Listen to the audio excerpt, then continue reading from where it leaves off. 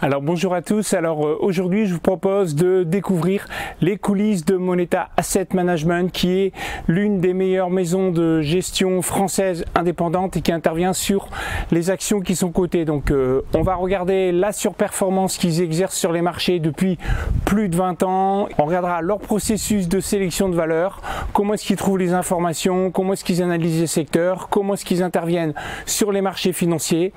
Alors que vous soyez débutant ou que vous soyez déjà un investisseur confirmé, je suis convaincu que vous allez trouver ici des idées qui pourront inspirer votre processus d'investissement. Voilà, sur ce, je vous retrouve tout de suite de l'autre côté pour vous partager tout ça. Voilà, à tout de suite.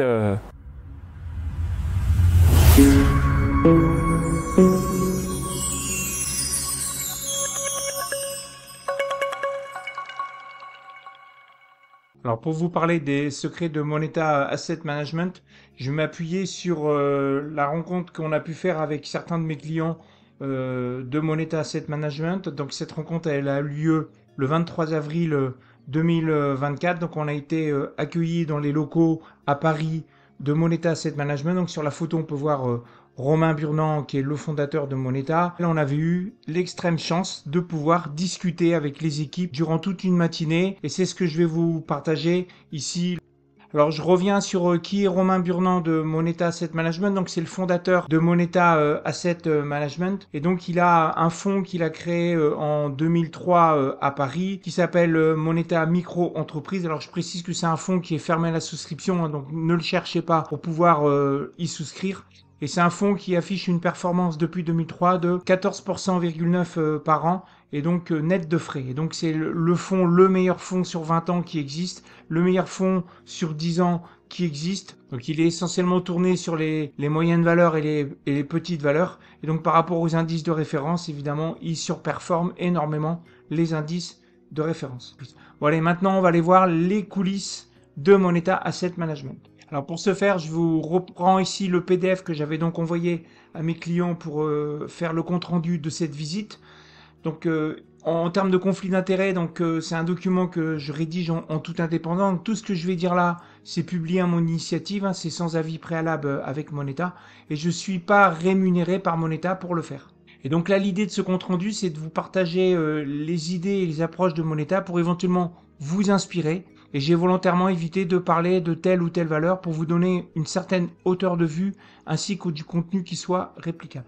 Donc pour rappel, j'avais fait une interview de Romain Burnand hein, qui est donc disponible sur ma chaîne, je vous remets le lien ici, donc qui expliquait comment est-ce qu'il a réussi à faire plus 1600% en 20 ans, donc x 17. Donc allez la voir cette vidéo, il détaille en long, en large et en travers comment est-ce qu'il a fait, on a partagé même certaines anecdotes avec certaines sociétés cotées. Donc une question générale, c'est quelle est votre philosophie d'investissement? Donc ce qu'ils ont précisé, c'est qu'ils font que de la gestion active en stock picking et ils visent à profiter des anomalies de valorisation des sociétés qui sont cotées, qui pensent avoir détecté. Donc ils interviennent uniquement sur des titres qui sont cotés sur Euronext pour des raisons de proximité des informations et de notre connaissance de la cote depuis plus de 20 ans. Ils pratiquent pas le levier, ils pratiquent pas non plus les options. Alors là, j'en profite pour faire un parallèle avec William Higgins, qui est donc le président gérant de Independence Asset Management, qui a donc aussi un fonds où il surperforme aussi les marchés, puisqu'il fait plus de 13% par an depuis plus de 30 ans, parce que lui, il est là depuis 30 ans. Et quand il était passé sur ma chaîne, j'avais aussi posé cette question, pourquoi ne pas aller aux USA ou aux pays émergents avec la même stratégie? Et il avait répondu, un peu comme l'a fait les équipes de Moneta, tout simplement parce qu'on connaît très bien les sociétés de notre univers, c'est un avantage compétitif et on ne veut pas l'abandonner. C'est beaucoup de travail de remonter tout ça sur les autres continents. Donc vous vous retrouvez là avec un peu la même philosophie qui est une sorte de zone d'expertise, une zone de prédilection dans laquelle en fait au sein de cet univers on fait notre stock picking et on pense que aller vers des nouveaux continents ou aller vers de nouveaux horizons, ça serait compliqué à remonter tout le savoir-faire et cette sorte de courbe d'expérience qu'ils ont, puisque par exemple William Higgins il fait ça depuis plus de 30 ans et vous avez Romain Burnand il fait ça depuis plus de 20 ans. Alors quels sont les montants qui sont sous gestion? Donc les encours sont d'environ 4 milliards.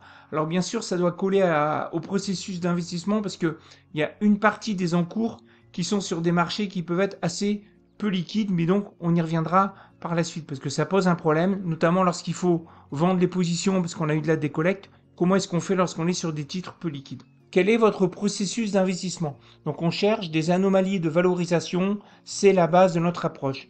Car dans notre univers d'investissement qui est Euronext, parfois les sociétés sont assez mal suivies par la sphère financière et pas bien comprises. Si bien qu'il peut y avoir de gros décalages entre le cours de bourse et puis la valeur de la société.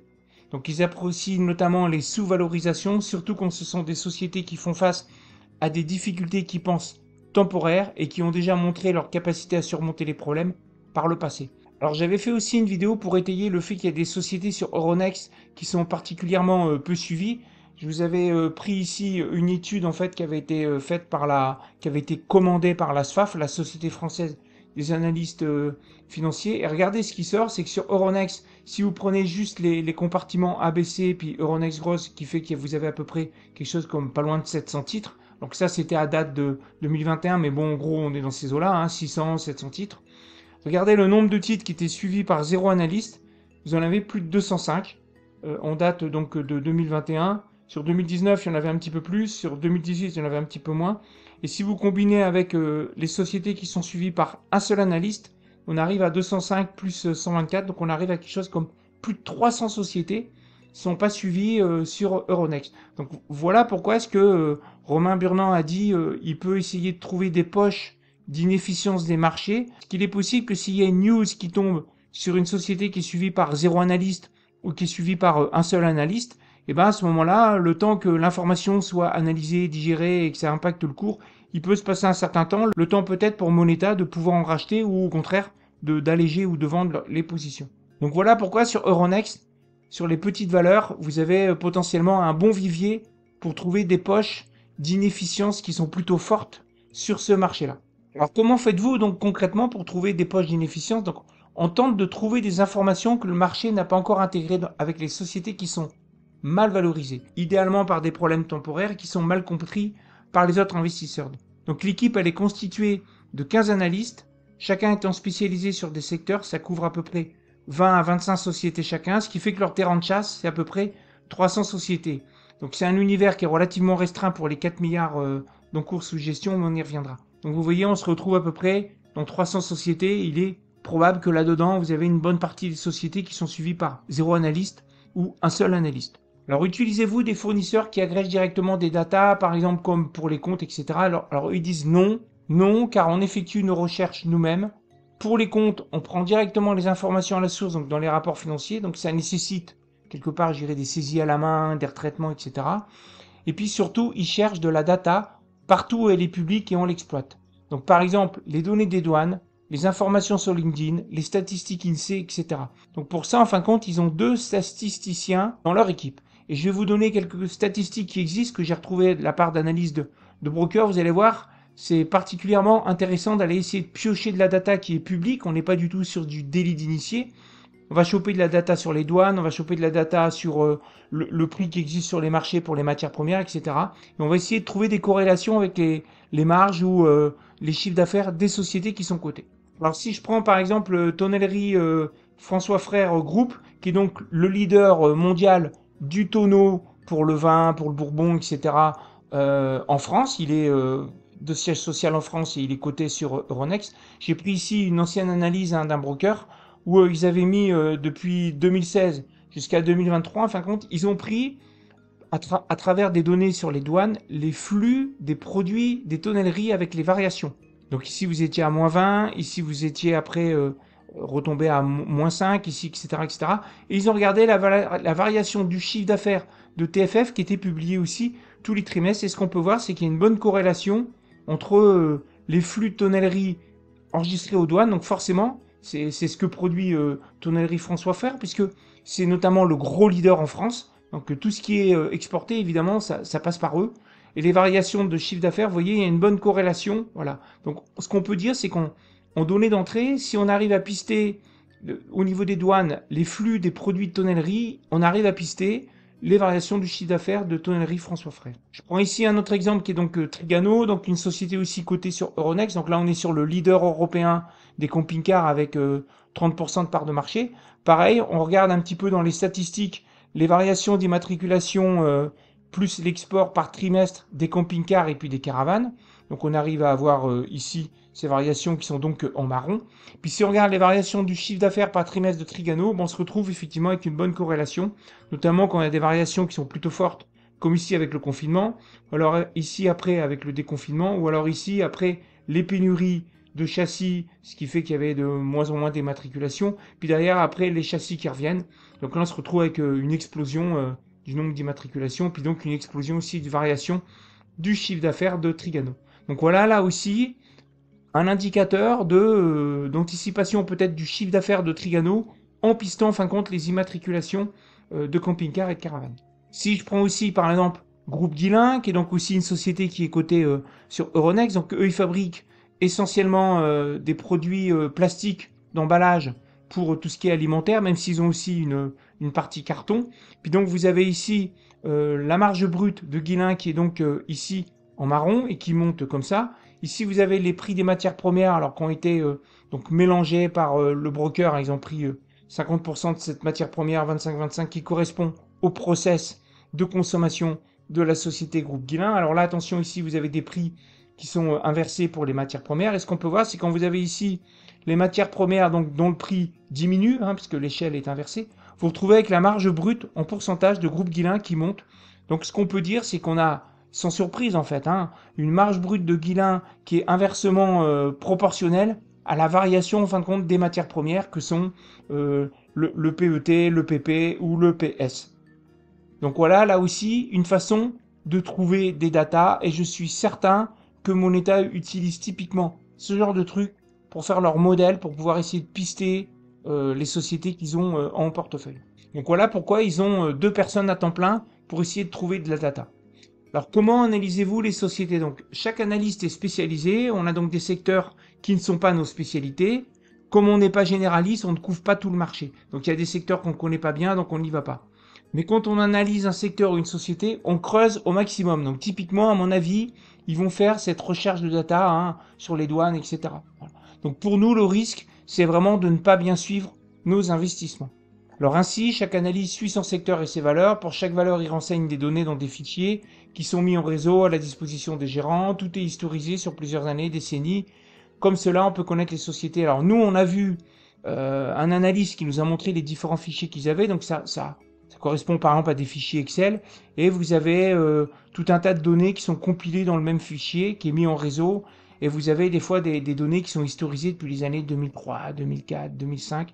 Ce qui fait que quand vous suivez une société comme par exemple, alors je vous prends un exemple, hein, la société Groupe Guillain qui existe depuis longtemps, vous avez effectivement des datas qui existent depuis de très nombreuses années qui vous permettent d'avoir une idée de ce qui peut se passer. Si jamais la société rencontre telle difficulté, tiens, elle l'a déjà rencontrée en 2007, en 2008, en 2009, et vous pouvez regarder ce qui s'est passé à ce moment-là. Donc chaque fichier est standardisé pour que chaque gérant puisse s'exploiter. Donc dedans, on retrouve les modèles de valorisation, les historiques des principaux agrégats comptables, etc., etc., les comptes rendus de réunion, etc.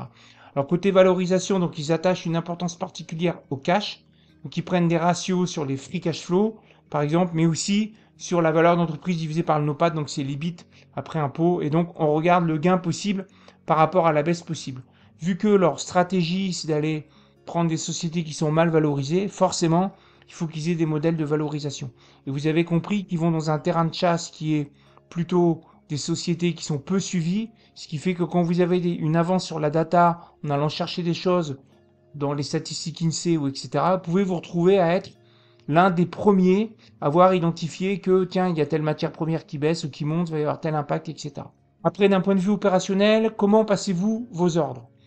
Donc, il n'y a pas de comité spécifique qui ralentirait le processus de décision pour des achats ou des ventes. Donc les gérants sont plus ou moins autonomes pour gérer les positions. Donc dans leurs équipes, ils ont les statisticiens qui ramènent des données aux analystes, les analystes qui mettent les fichiers, puis après vous avez les gérants qui prennent les décisions. Et donc il n'y a pas de comité spécifique. Donc en fonction de ce que veulent les gérants, ils ont 2 ou 3 personnes dédiées qui passent les ordres directement depuis les bureaux. Donc nous, quand on a visité les locaux, je peux vous assurer qu'on a vu une sorte de salle de marché en fait, avec une pièce dédiée. Il y avait 2 personnes à l'époque avec des écrans un peu partout. Et donc, ils pouvaient passer leurs ordres directement. Et là, ils géraient les fameux 4 milliards en cours. Ils passaient en fin de compte par cette sorte de salle de marché qui était internalisée directement au sein des locaux de Moneta Asset Management. Alors comment gérez-vous cette fameuse faible liquidité de certaines lignes, comme par exemple sur les petites valeurs, par exemple, vu qu'ils ont 4 milliards d'encours. Donc ce qu'il dit, c'est que déjà, ils segmentent, c'est qu'il y a 1 milliard d'encours qui sont à peu près sur les petites valeurs, donc les moyennes et puis les petites valeurs. Ils ont des fonds qui sont fermés, alors ça aide vraiment à gérer la liquidité. Il y a des encours qui sont bloqués au retrait pendant 5 ans. Donc par exemple, lorsqu'il crée le fonds MME 2026, qui lui a été créé en 2021, il n'y a eu aucun retrait possible depuis sa création. Donc les premiers retraits sont possibles à partir de 2026 et pas avant. Et ils font ainsi de suite lorsqu'ils ouvrent différents fonds, MME 27, 28, 29, etc. En fin de compte, l'idée qu'ils ont, c'est que vu qu'ils vont aller sur des valeurs qui ne sont pas spécialement liquides, lorsqu'ils gèrent par exemple 100 millions, 120 millions par fonds dit MME, par exemple le MME 26 qui a été créé en 2021, ils ont par exemple 100 millions qui vont pouvoir affecter en étant certains que pendant 5 ans, il n'y a personne qui va leur amener à faire de la décollecte et à se retrouver en position de vendeur forcé. Donc au bout de 5 ans, les souscripteurs peuvent sortir ou bien repartir pour une période de 5 ans. Alors combien avez-vous de lignes par fonds? Quelle est la taille maxi? Donc ils disent qu'ils ont 30 à 40 lignes avec des pondérations plutôt fortes pour les 10 premières lignes et puis la taille maxi c'est 5%, sauf exception. Alors, utilisez-vous l'analyse technique graphique? Non, on ne pratique pas cela. Ils peuvent éventuellement alléger ou renforcer avec une sorte de swing, mais c'est plutôt en fonction de critères de type publication d'un communiqué, modification d'un consensus, ou peut-être des données qu'ils ont chopées sur les douanes, etc. Comment êtes-vous organisé en début de journée, avant l'ouverture des marchés à 9 h? Donc ça, nous, on l'a pu y assister. Donc ce qui se passe, c'est que c'est une sorte d'espace ouvert, en fait. Tout le monde travaille en espace ouvert, sauf la salle des marchés où ils sont dans une pièce spécifique. En fait, ils font une réunion dans l'open space à 8h30 avec toute l'équipe et puis chacun explique rapidement à tour de rôle ce qu'il a analysé de nouveau sur son secteur, puisque je rappelle, ils ont des analyses qui sont spécialisées par secteur. Donc typiquement, par exemple, secteur automobile, rien de particulier, ou secteur de ceci, c'est passé cela, etc. Alors donc en synthèse et avec mon avis personnel, donc il y a déjà énormément de façons d'investir en gestion active. Donc ici chez Moneta, on est sur une approche plutôt value, avec un soupçon de contrariant, puisqu'ils vont par exemple sur des sociétés qui ont des difficultés que eux pensent passagères. Et voici ce qui me semble plutôt réplicable pour un particulier, alors avec évidemment moins de force de frappe qu'une société de gestion comme Moneta. Être une main forte, c'est-à-dire ne pas se retrouver en position d'être un vendeur forcé. Et un particulier, lui, peut vraiment utiliser la même idée d'être une main forte face, lui, à un marché où il y a des vendeurs forcés, parce que le particulier, il a le temps long. En effet, un particulier n'a pas de décollecte qui arrive de façon subite, et il peut donc gérer des positions plus ou moins liquides sur plusieurs mois, années, sans gros soucis. Donc ça, c'est un point commun qu'on peut mettre en place par rapport à ce que propose Moneta avec leurs fonds fermés. Alors avoir un avantage. Donc avoir un avantage de proximité par rapport à une société ou un secteur. Donc si vous travaillez dans un secteur, si vous travaillez dans une région, ou si vous avez accès facile à des informations publiques qui peuvent être utilisées sur certains titres. Donc par exemple si vous bossez, je sais pas moi, dans le secteur de la fabrication des granulés plastiques, vous pouvez avoir une vision de la valeur sur le marché de ces données-là, etc., qui peuvent peut-être vous aider à avoir une idée de la marge brute de Guillain. Bon, par exemple, en exemple. Je me souviens que William Higgins ou Pascal Curie aussi, qui était passé sur ma chaîne, ils indiquaient qu'avoir un avantage par son travail, son entourage, etc., c'était potentiellement un gros plus pour les particuliers. Et évidemment, ce gros plus est d'autant plus puissant que vous arrivez sur des sociétés qui ne sont pas suivies par des analystes. Alors, bien suivre les valeurs. Donc ça, c'est le risque d'Imoneta, c'est de pas bien suivre les valeurs. Donc là aussi, pour moi, un particulier peut s'inspirer de cela. Et pour bien suivre ces valeurs, il faut bien les connaître, puis avoir le temps de les suivre. Alors à ce titre, il peut être gênant pour un particulier d'avoir 60-80 lignes dans le portefeuille parce que c'est compliqué à suivre.